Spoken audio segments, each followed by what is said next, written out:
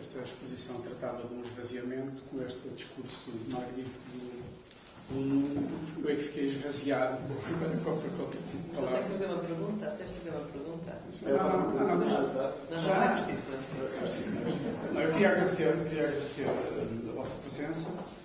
É um privilégio a vossa estadia aqui. É também um privilégio ter a Ana Tostões, ter Gonçalo Irme, presentes figuras centrais na minha aprendizagem, figuras obrigatórias para entendermos o saber da arquitetura em Portugal, que têm estudos muito profundos sobre isso, e que só podia encerrar com o segundo momento estas duas pessoas que me são muito queridas. Queria agradecer também à Porta e ao Nuno por este desafio aqui colocado, e interessa muito trazer a arquitetura, esta presença da arquitetura numa galeria, não é?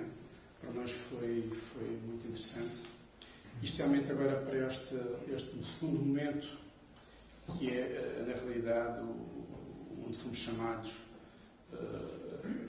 pelo município para uma revelação após um evento tempestivo, não é? Que nos atacou a nossa cidade. Bom, os eventos tempestivos geralmente convocam uma espécie de grau zero aos próprios lugares, não é? E não estávamos muito interessados nesta relação de um lugar, digamos, esvaziado, ou de um lugar sem relação absolutamente nenhuma, ou de uma desmemória do lugar que o acidente pode convocar. Estávamos muito mais interessados, isto para explicar um pouco, digamos, a matriz, porque é que esta exposição acontece aqui, ou porque é que estes anos aparecem aqui, e estávamos muito interessados numa dimensão maior, uma dimensão. Achamos que perante este acidente, deste apagamento, era interessante questionar a dimensão, ou esta concavidade maior que é esta cidade, ao nível da Bahia, fazer uma leitura da concavidade maior e perceber e, simultaneamente, criar um documento no espaço curto que tivemos para eu fazer, um documento que pudesse servir para uma reflexão, ou pudesse servir para um grupo de pessoas refletirem para além deste lugar da arquitetura que foi criar este documento. Ora, o primeiro gesto que está aqui, que agarra esta exposição, é a grande maquete, que aqui está, que foi a título de empréstimo do município, que quase agradecemos, e quisemos organizar esta exposição como não é um trabalho do Gabinete da Cidade, importa que as pessoas possam entender, é um prolongamento, penso que o Nuno já explicou aqui muito bem, e até porque voltamos a convidar pessoas que estiveram diretamente ligadas ao Gabinete da Cidade, mas com leituras, a partir de pudessem fazer leituras diferenciadas e pudéssemos expor aqui, e aproveitando este lugar de indagação que é uma galeria, e pudéssemos refletir o que é que isto pode significar, o significado destes próprios mapas ou destes árvores da própria cidade. O primeiro gesto que tivemos foi esta maquete de topografia, que foi uma espécie de descarnar ou desabitar este lugar para entendermos este relevo, uma espécie de taque, uma espécie de radiografia deste corpo, da cidade, que eu não sei se, eu pelo menos não tenho conhecimento, que alguém já tivesse feito a esta escala, a esta dimensão. Para nós isto era muito importante entender esta relação da topografia, para entender, não pela desmemória, este descarnar de todos os valores que aqui fizemos, não para uma desmemória, mas para reescrevermos novamente, ou entendermos a inscrição que foi feita ao longo dos tempos. Portanto, estávamos muito interessados aqui, nestes três momentos, no fundo, explicar uma temporalidade que é o que nos interessa, deste lugar, deste território, desta cidade, desta casa comum que aqui habitamos. Não é?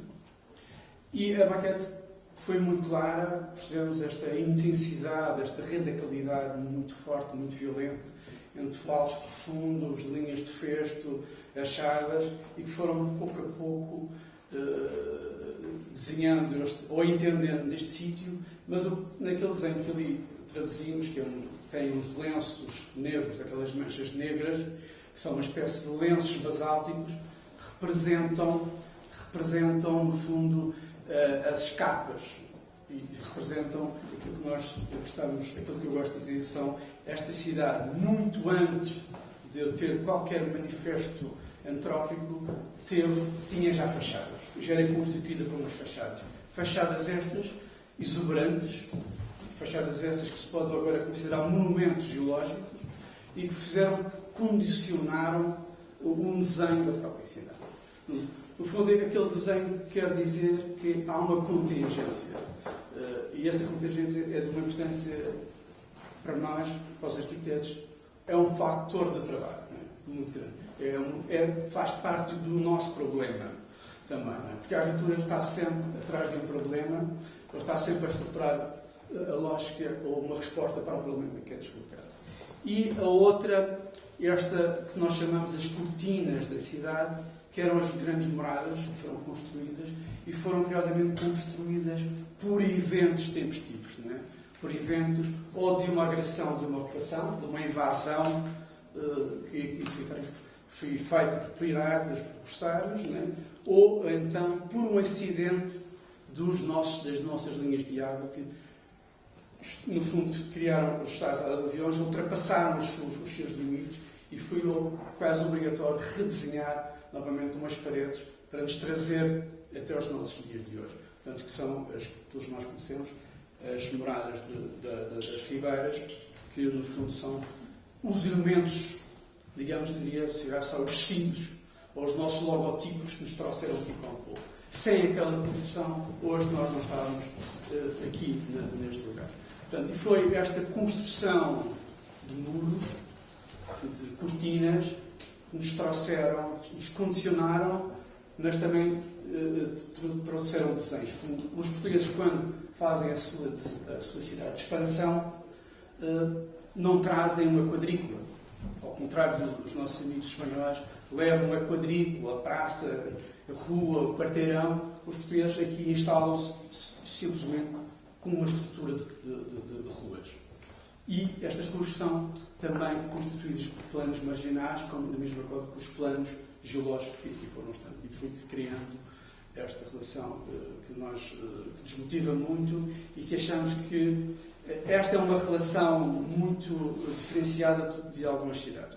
E se fizermos a leitura daquela mancha, daquele lenço, daquela cortina vermelha, que era a muralha da cidade, ela usa a topografia para também se memorar. A própria topografia participa na sua condição da sua muralha. Isto é das poucas muralhas em que usa o território, onde usa as linhas de festo para se encerrar. Nas outras cidades que nós conhecemos, as muralhas fazem um cerco, fazem uma coroa toda ela encerrada e há a cidade entre os muros. Aqui ela é aberta, há um lado aberto e que diferencia toda a cidade. O que vem querer dizer que há, no fundo, há uma arquitetura desta geografia. E eles entravam, ao desnudarmos este lugar, é interessante também perceber esta geografia como uma arquitetura também. Era esta a grande equação que queríamos colocar naquele desenho. O segundo desenho é um desenho que vem imediatamente a seguir, que é também de uma leitura deste lugar, deste território, que é nesta cidade densa e muito compacta, por ruas muito estreitas, com desenhos ainda muito medievais, há um desenho primeiro, um desenho que eu diria que é talvez o primeiro exercício de cosmopolitismo neste lugar, e interessa-nos entender esta cidade como um grande laboratório dos portugueses. Foi aqui que os portugueses experimentaram muitos valores.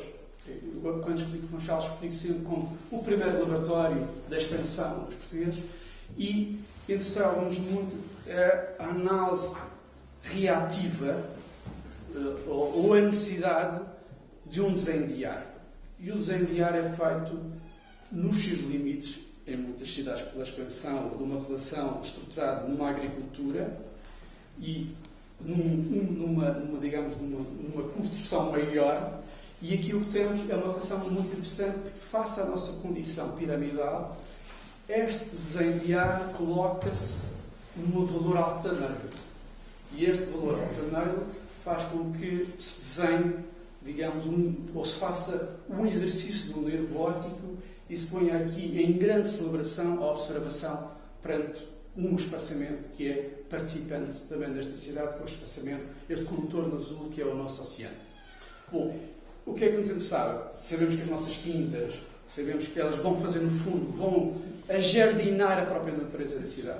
Elas fazem este ajardinamento, traduzem colações arbóreas extraordinárias e vão fazer uma espécie, faça a sua condição altaneira e colocam-se muito num tempo entre a necessidade e uma coerência. E a coerência é rigorosamente a topografia, porque vão-se colocar nos caminhos de Festo e nos caminhos das achadas. Que, rigorosamente, alimentam-se de uma infraestrutura que coloca esta cidade, e nós gostamos muito de identificar Lisboa como a cidade das sete colinas, esta cidade coloca-se como a cidade dos sete caminhos de água, que é um ponto muito interessante. São os sete caminhos de água que alimentam esta coroa de quintas e que torna possível este valor. Este é o segundo desenho que encontramos. O que para nós é muito interessante é a infraestrutura. É uma infraestrutura que ela é só possível por um conhecimento de topografia e este sair de campo, ou sair da densidade da cidade, para uma relação de nervo óptico, onde permite, simultaneamente, o desenho do ar e a observação. Portanto, e aqui, aliás, muitas delas têm estruturas de observação, são contempladas por esta estrutura de observação, que é muito, quase uma vigia. Aliás, há quintas que chamam-se mesmo vigias.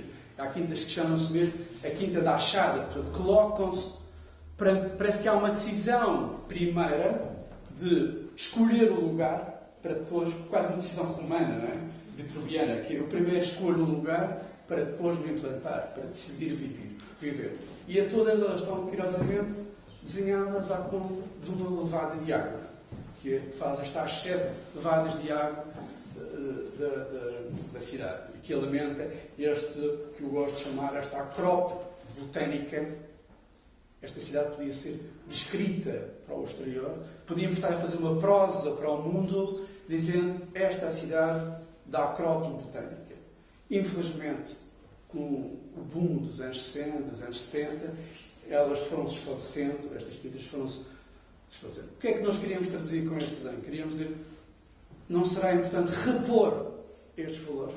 Não estamos na altura de repensar este valor botânico que aqui está inscrito, não para uma questão decorativa, não por uma questão de desenho de ar agora, mas por uma questão de salvaguarda, e aquilo que estava aqui a dizer de defesa deste lugar. Porque nós antes desenhamos muralhas para quem invadia do oceano, mas agora os nossos perigos vêm das montanhas e temos que desenhar uma nova muralha. Mas a nova muralha já não são pedras, já não são junção de pedras, possivelmente serão junção de árvores. Portanto, era este exercício, este anel ecológico que queríamos traduzir naquele desenho. Valerá a pena ou não repor valores que já estiveram vinculados nesta matriz desta cidade. E o terceiro ponto, este terceiro tripé, era esta questão dos vazios urbanos. Nós podemos detectar, de certa forma, muitos vazios que aqui estão, muitos deles não estão colaborantes com a própria cidade. São desativos de uma atividade operante, não têm programa, muitas deles são muitos massacrados até, estão alcatifados com um alcatrão, estão ocupados com automóveis, portanto não permitem sequer uma permeabilidade, hoje que é uma distância vital para o próprio território. E então a ideia seria colocar ao município, colocar-nos à nossa casa comum, ao nosso governo, esta ideia de que todas estas manchas vermelhas que aqui estão são inoperantes na própria cidade. Isto queria dizer o que é que nós queríamos? Dizer que era possível fazer uma dilatação da própria cidade usando os espaços quentes, os espaços frios da própria cidade, portanto, sem termos que construir muito mais. Isto é, para pegar neste desenho de ar que está inoperante e possivelmente introduzir jardins secretos que podem, de certa forma, alimentar os planos marginais deste espaço ou serem uma das características que esta cidade tem, que é muito bonita, que eu gosto muito de escrever são os edifícios de percurso.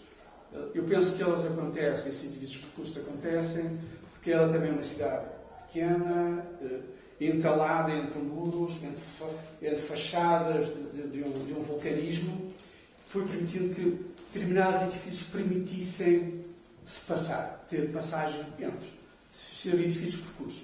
Para nos situar e para vocês poderem ver o que é que eu estou a falar, possivelmente todos já fizeram o percurso do Madeira Wine, ou o percurso do Museu Vicentes. Esta hipótese de entrar numa rua, entra num pátio e sai noutra cota. Este vencer de cotas, que é de uma beleza inacreditável sobre esta cidade, sabe se estes vazios não podiam inscrever esta matriz que já está feita na própria cidade. No fundo, era porque não repetir uma condição que já temos, em vez de termos vazios que não estão operantes.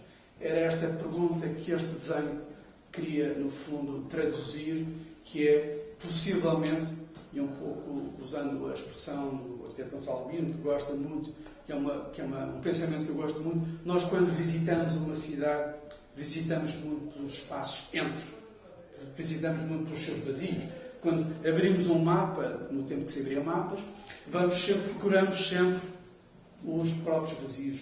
Portanto, a ideia era consertar neste desenho esta porosidade que a cidade isto tem, mas que não está tanto. Nós podemos tentar, no desenho urbano, no plano urbano do filme, tentamos ruas que estão fechadas. E estão fechadas há mais de 100 anos. E o exercício simples de uma abertura de uma porta, ou de um derrubar, de uma rasura de um muro, podíamos pôr a cidade com outra dimensão, com outra lógica, com edifícios escondidos por cientistas fabulosos e que a cidade não os conhece. No fundo, era um pouco aquilo que o CISA fez no Chiado, possivelmente a ilustre professora Ana de Questões vai explicar melhor do que eu, embora o Gonçalo também é um culpado, era, no fundo, convocar uma escavação à própria cidade. Os lugares estão lá, mas carecem de ser denunciados. E curiosamente, é só pelo vazio. É só abrir portas. É um exercício de rasura simples. Esta cidade pode se transformar. Não precisamos, se calhar, de construir mais edifícios. Podemos perceber o que nós temos, como é que podemos desativar. Não é? Este é um exercício quase ecológico, um caso possivelmente nem sempre entendido, como é que um arquiteto está pelo vazio para a cidade crescer, não é? Mas foi sempre, curiosamente, os primeiros espaços públicos que esta cidade teve chamavam-se melhoramentos. Ainda numa época se chamavam melhoramentos. Daí aparece a nossa praça do município. Ela aparece por uma decisão política fortíssima, que é um apagamento do próprio. Nós não trouxemos para aqui, para estes desenhos, que andou sempre a fluir, que nos interessa e que devemos colocar quando as cidades sofrem acidentes, que é a questão da memória. Eu penso que há também uma necessidade de uma revisão de o que se pensa do que é a memória. Estamos muito vinculados que uma memória é uma relação do passado. Simplesmente. E poderá não ser. Interessa-nos a relação da memória como um teatro móvel em que acumula espessuras de muitos tempos, mesmo aquelas que ainda estão por vir. Portanto, era um pouco esta nota breve que eu queria aqui perguntar. Não sei se será mote para uma conversa, mas passava aqui a passagem à nossa amiga Ana Questões. Não sei se foi elucidativa, não sei.